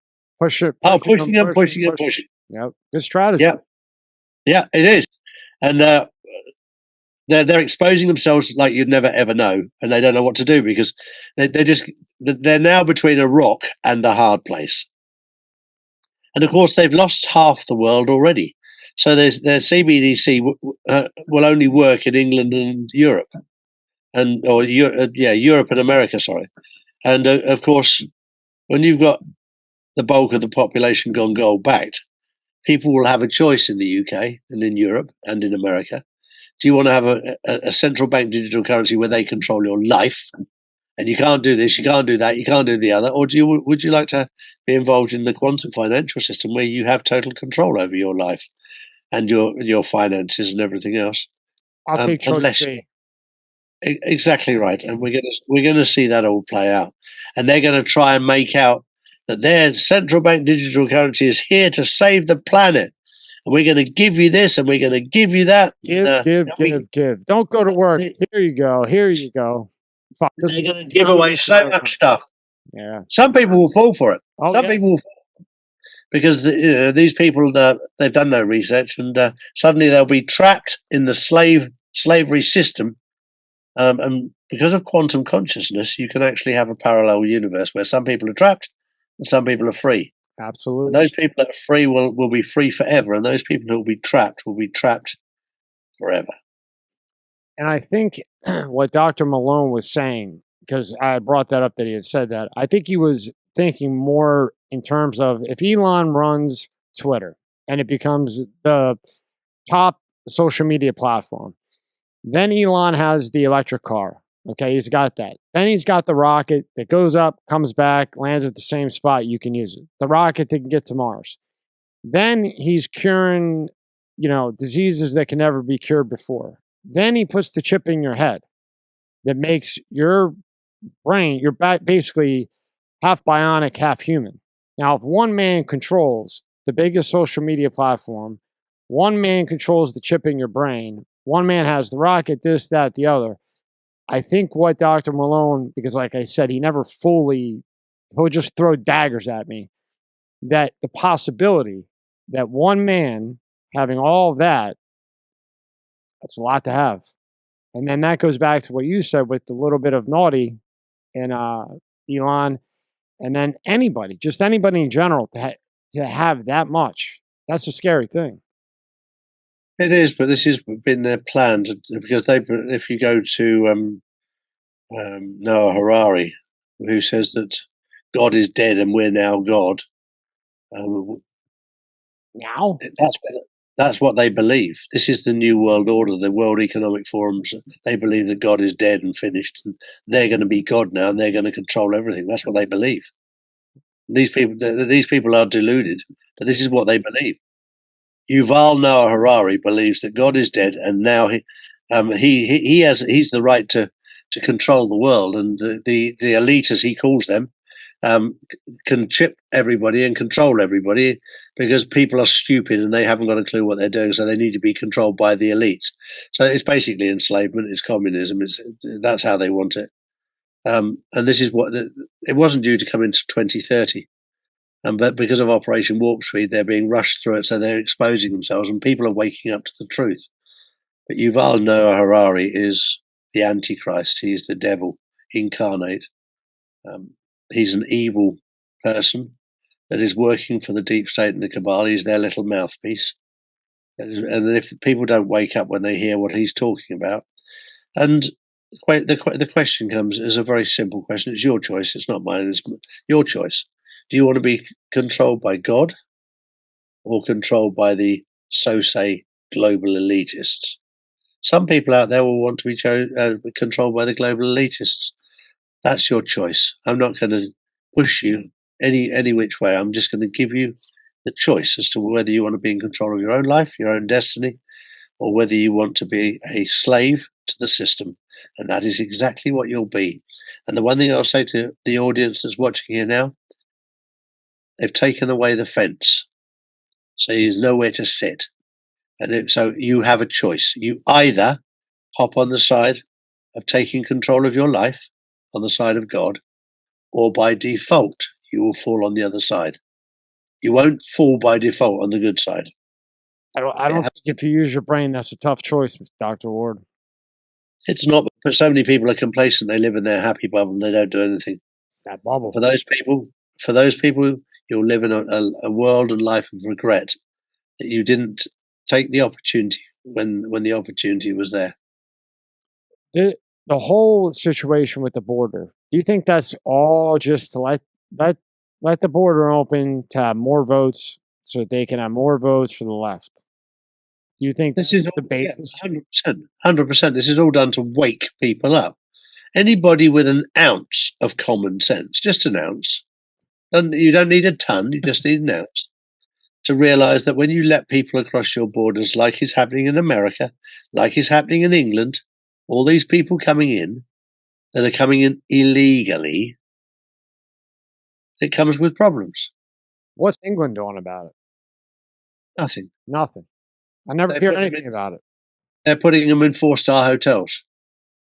Really? So while they leave the English homeless people on the streets in the freezing temperatures and the rain, they're leaving them on the streets. And these people that come across in a boat, I actually said to the homeless people when I was feeding them in London, why don't you get yourself a ticket to France, get yourself a boat, row across the channel, then you'll get a 4-star hotel, free food and free bedding and free heating and free everything. If you come in as a refugee, you'll get everything. Whereas if you stay on the streets, you'll get nothing. What? Why is I never heard anything about England doing that? Why is England doing that? Why? What's behind all that shit? There's a very sinister side to these refugees coming in because a lot of these refugees are between the age of 18 and 30 and single men. Oh. These single men have been trained by the military in Ukraine and in Turkey. And they are all contracted to NATO because they know in England that if the people rise up against the government, the British military will protect the people, not the government. So the British military are being shipped abroad to do things abroad, and these hotels are full of NATO soldiers who won't give a second thought about kicking people's doors in because they're not British. They don't care about the Brits. They don't care at all about them. And I'm trying to wake people up to this, that if you don't stand up against this, you'll have your door kicked in by some foreigners from the Ukraine and from Turkey that have been trained and they're NATO soldiers. The British soldiers won't even be in England to protect you. These people will come and take you to concentration camps and you'll have no say. Wow. That makes this border look like nothing. It'll happen in America. It'll happen in Europe. It'll happen everywhere if people don't wake up. And even in England, the whole end goal behind that is just complete communist control. That's exactly what's behind it. Holy Satanic shit. communist control. Yeah, satanic. Holy shit. And then if you take the Prime Minister of England, Rishi Sunak, he is nothing more than a World Economic Forum puppet. The same with every single leader in Europe. They are completely controlled by the World Economic Forum. They have no control themselves, and they are just puppets. Wow. And what's your thoughts on El Salvador and them going Bitcoin? Because I know you've been around the world to everywhere, and I had read it. I had somebody in from there that he was going to run for president in El Salvador, and he had said about it. Then I further researched, and I wanted to ask you about it. Well, this is all part of the awakening. This country's moving to digital currency. And this is to wake people up. This is where we're going. Because you can't just change it overnight. So you'll have different countries that will go, whether it's Bitcoin, whether it's XRP, Ripple, whatever it is. People are waking up to the fact that the world is changing. And we're moving away from cash that is not backed by anything. And there's a battle going on. There's a war right now between the quantum financial system, which is gold-backed, which BRICS have adopted already. Brazil, Russia, India, China, South Africa, joined by Saudi Arabia and Iran. They've come on board together. And you've got Europe and America that are pushing the CBDC, the central bank digital currency. So countries like El Salvador and places like this are showing their hand, saying, we want to go digital. And then the choice will be for the people. Do you want to go digital gold-backed or digital nothing-backed? And most people will want something of value. Most people. Touch it. I want to touch it, feel it, hold it. And everybody says, oh, where are you going to put a block of gold? I don't give a shit. I'll find a place to put it. I want to be able to touch it, feel it. No, well, how if gold goes down? Gold's not going to go down. It hasn't gone down since gold was gold. I mean, it's going down, but you know. Yeah, but overall, every single year it's gone up. Yeah, I mean, fuck Rolexes that were $25K. You want a gold one? I mean, now they've evened out, but 3 months ago, a 30,000 yellow gold Rolex, $60K, double the price. That's right. Unbelievable, huh? Yeah, no. I mean, not to you, of course not. But I mean, to me, unbelievable. I've watched it happen. Yeah, I've watched it happen. I've watched watches double in value in the last 3 years. I was watching Charlie TV, and again, congratulations on that, because that's hard to broadband that in to a domain, as you know, and you do it very well. And don't tell it all, because I want everybody to watch it, but it's really great. You did connecting brains to computers, the CDBC. I did that with Annie, right? Did I have that right? Yes. Yeah, and Clay Clark. Yep. Okay, I just want to make sure I had their names all correct. Yeah. That was great. Give us a little sneak peek about that and what's in that, because that is really one not to miss on charlieward.tv. Yeah, when you watch the one with Clay Clark is the one that exposed Yuval Noah Harari. He's the one that, and Annie is Clay's. She organizes the events with Clay for the Reawakening tour, and she came on the show, and they were both talking about how that they can connect. And you have to watch this, because so good. It's got all the intel on there as to what they can actually do. I'm not going to give it all away, because no, don't. You got to watch. Yep, sneak peeks. Yeah, you got to see how they can control your brain, how they can control everything. They can control your money. This is what they want. They want ultimate control. Now, there's some people out there that want to be controlled. It just happens that Tommy and I are not those people. I have it up here on the screen. You were in here, So So when the video comes out, they'll see which one we're talking about. Afterwards, keep going. Exactly. Keep going. It's something that people need to watch. They need to understand. And some people will wake up to the truth, and some people will fall asleep. And it's each and every single person. I would highly recommend that you watch that so that you understand. Some people will go, nah, that can't happen. I can assure you it's happening. And unless you stand up against it, it'll happen to you. It won't happen to me because I'm standing up against it. But there will be people that get caught. Great job on that, Charlie. You did great. It was, I stood there. You can ask Tony. I think I was up till 4 last night because I was doing everything else, and then I watched a little bit of it, and then I was hooked. Like I was hooked on the Pfizer one. What's the name of the Pfizer one? Really good. We talked about it last. If you haven't seen, I can't remember. They're all free to watch on charlieward.tv. Yeah, we'll have it up right next to us when it comes out. Sure. Really good. Really great stuff. I put in a lot of work to try and establish the truth. We also, just for the record, we have 5 full-time fact checkers that go through every single detail to make sure that we're accurate with our intel, because we get told loads and loads and loads. Oh, that's a load of rubbish. That's a load of rubbish. The truth is we do an awful lot of work to establish the truth. You might not like the truth, but I'm not worried about people's feelings. I'm worried about the truth, and we need to get away from worried about people's feelings, worried about upsetting people, and get through to the truth. And we all know from history, the truth hurts. And people need to be upset. So like we've been saying for the last however long, people need to use their heads. Now, I checked this 100,000 times. I've probably checked it so many times at nausea on these videos, waiting to ask you. That's why I was like, when's he coming? When can we get Dr. Ward back in? When's he coming to the U.S.? Fuck it. I'll deal with the Zoom. I got to talk to him. Now, correct me if I'm wrong, even if Trump is indicted, he still can run for president. And even if he goes to jail, he still can be president in jail. There was actually a president of the United States from jail in like 1943 or 44. Is that accurate? I don't know is the honest answer. What I do know, and this was something I mentioned a year ago, people kept saying, when is Trump coming back? When is Trump coming back?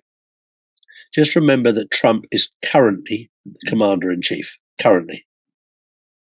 Biden is, you're right, the president of the corporation. The corporation was bankrupt, so it has no relevance.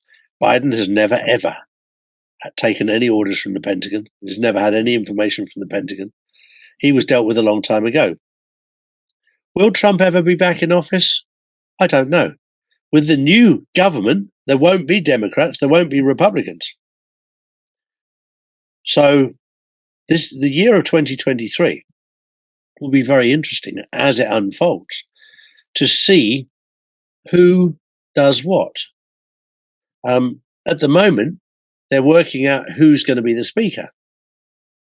Who do you think will be?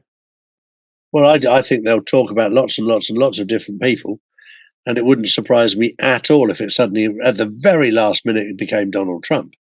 That wouldn't surprise me at all. Who do you think on their side? Let's just even if Biden does run like he says he's going to do, and I know, I know most, I know where you're at. My head's right with you, but for them, you think any chance Michelle Obama pops out of the woodwork and runs? In this pantomime, anything can happen. In other words, if necessary. If necessary, you have to understand that the good guys are in control of this now fully, and now they're having a bit of fun with it, and they are tormenting them on the other side, something rotten. So that, I think, is all distraction. The more distraction we get, the better, because it means that things are happening behind the scenes, and the more stupid that things get, the better it is for me, because it means that that we're moving forward. They're tormenting them now with the new financial system. They're tormenting it out of them, and they're showing their hand, and they're going to get caught something rotten, and they know that. It's very much like there's no way out for them. There's people at every exit point now watching them to see where they come out, and it's going to 2023 is going to be a huge success. I can't say more than that. Dr. Ward, I think you'll be proud of me. I listened to you very, very closely, right? So I had seen how on YouTube they put that box 3 in Arizona, and they had the lady go up in front of the Senate. I couldn't get in the box. There was 200 ballots, and I had Dr. Ward talking in my head and Dr. Epstein, but Dr. Ward, look at this, look at this, look at this. So go look at the mail-in votes. Look at box 3 next time.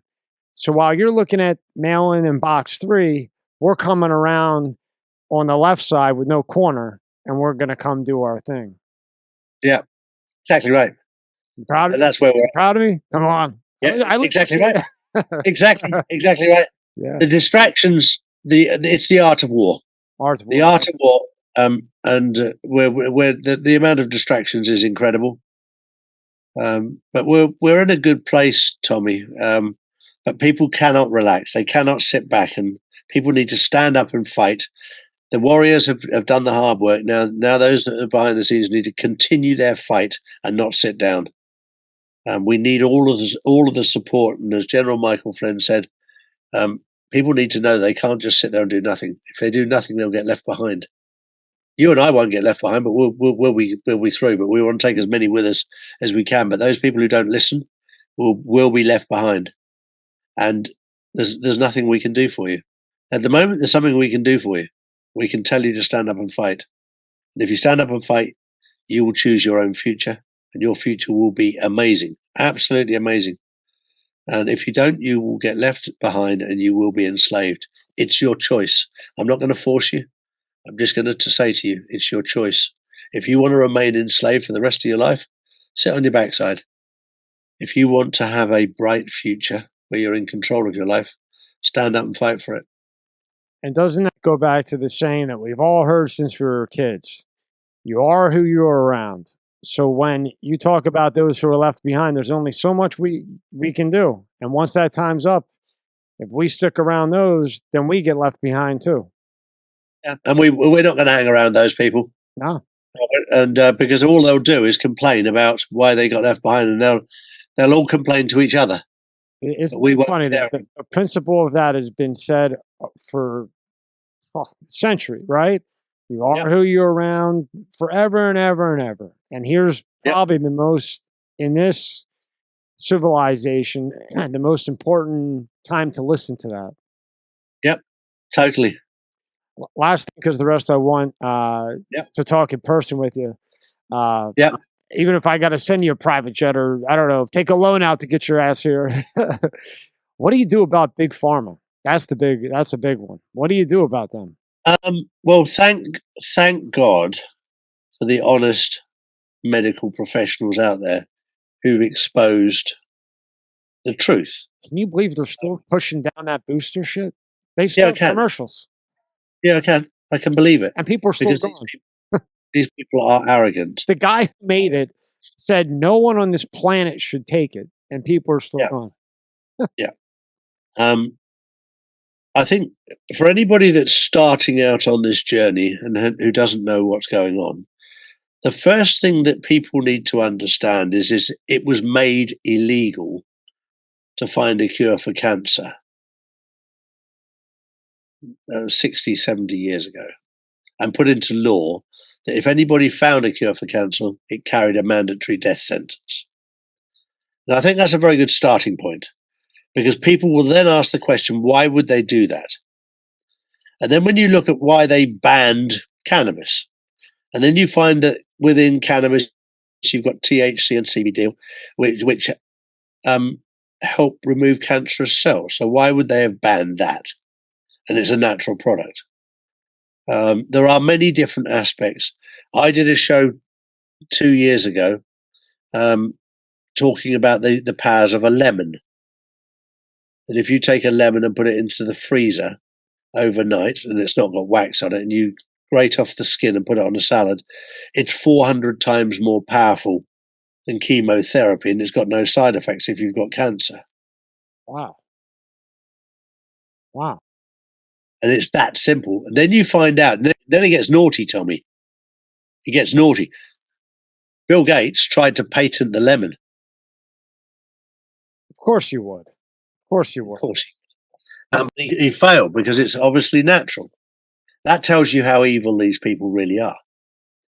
But the lemon, and I had somebody, I actually had somebody that was within the last 3 days of their life from cancer, who'd now given up, and somebody said to them, why don't you listen to Charlie Ward? Why don't you try hydroxychloroquine, and why don't you try the rind of a lemon? You've got nothing to lose. You've got 3 days left. Why don't you try it? And they decided to try it.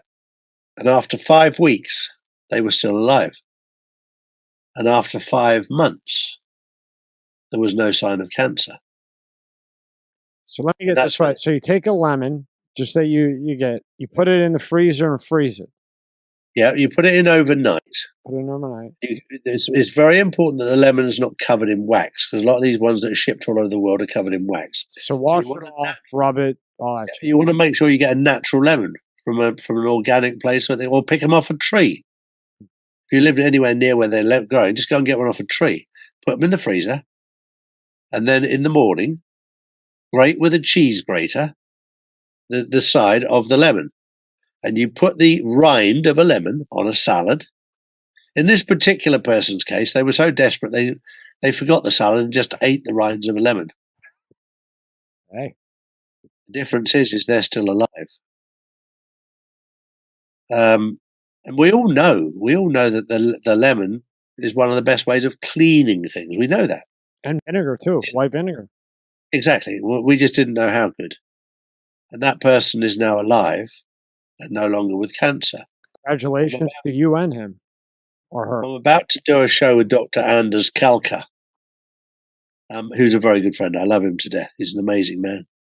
And he told me to have hydroxychloroquine in our water. He said, if you drink that water every day, it's impossible for you to get cancer. And we do. We drink it every single day. We have water fonts here, 20-litre water fonts. And we have hydroxychloroquine in every single one. And we've had it now for 18 months. And my mother-in-law, who's 72 years old, drinks it as well. Justin, who's 13 years old, drinks it as well. My wife and I drink it as well.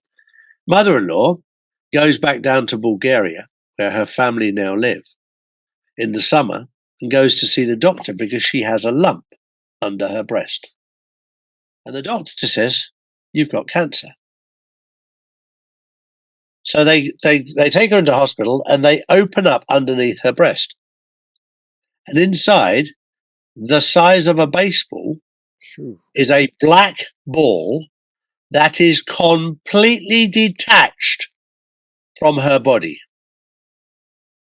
The hydroxychloroquine had killed it and sealed it, and the doctor lifted it out with his 2 fingers. It was completely unattached. And then they checked her, and they said, he's never seen anything like that before in his life, ever. And she didn't tell him because she didn't know. We didn't tell him because we didn't see him. So my wife said when they came back to Spain that they would take her to another hospital here and get her checked again.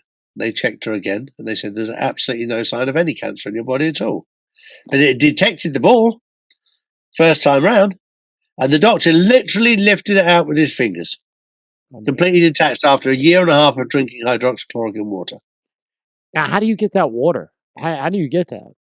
Well, it's with a normal water, you get the two different liquids, which is chlorine dioxide and then an activator, and it vaporizes into the water. I've actually done a video on my site that people can see how to make it, or you can go to anderskalka.com. It's on Charlie TV. Yeah, it's on charlieward.tv, but Dr. Anders Kalka shows you how to do it.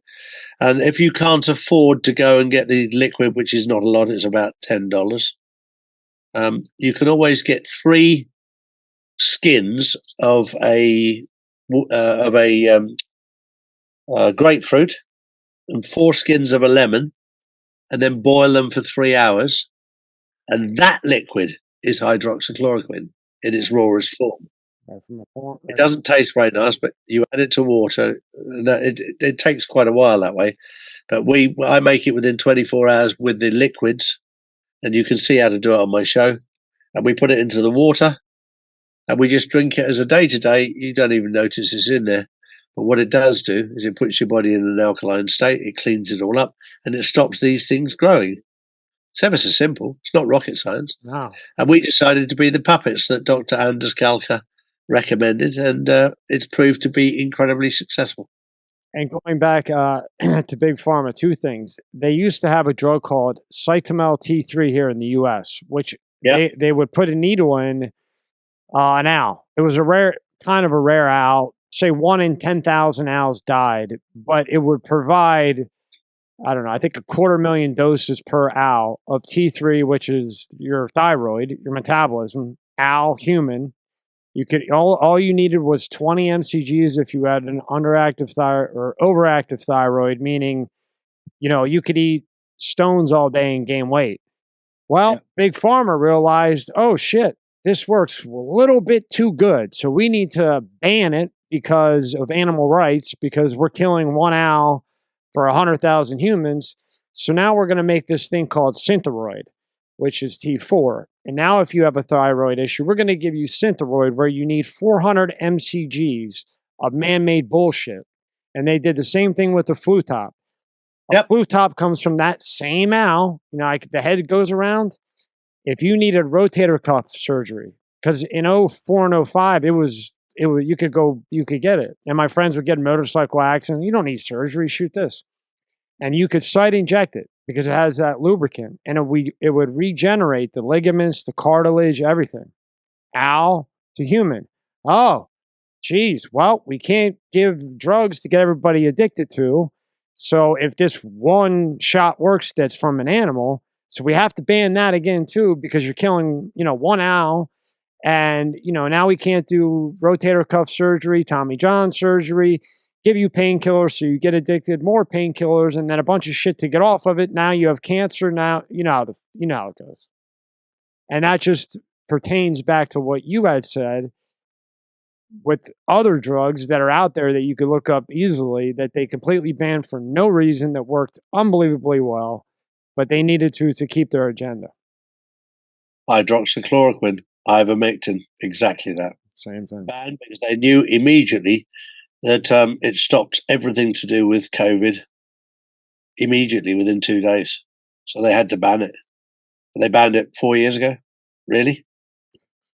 How about the monoclonal antibodies? There was a gazillion of them. We didn't even use them. They were just sitting there. And all of a sudden, there's none available. And then amoxicillin. Yeah. Give me a break. Well, we ran out of amoxicillin? What? Yeah, exactly. Come on. Exactly. You got to be a nutcase to believe that. Oh, the stuff they come up with. And this is where I keep saying to people, you just need a little bit of common sense. If you've got common sense, you'll see right through this. When are you coming to the USA again? January. Beautiful. Well, you better come by. Otherwise, I'm going to come find you somewhere. We're in Nashville and then New York. We'll figure out. I'll have to see if I get down to you. All right, buddy. All right. Well, it's great to see you. Great to see you. Thank you so much for your time. I really appreciate it, Dr. Ward. I really do. Pleasure. You're very have a wonderful 2023.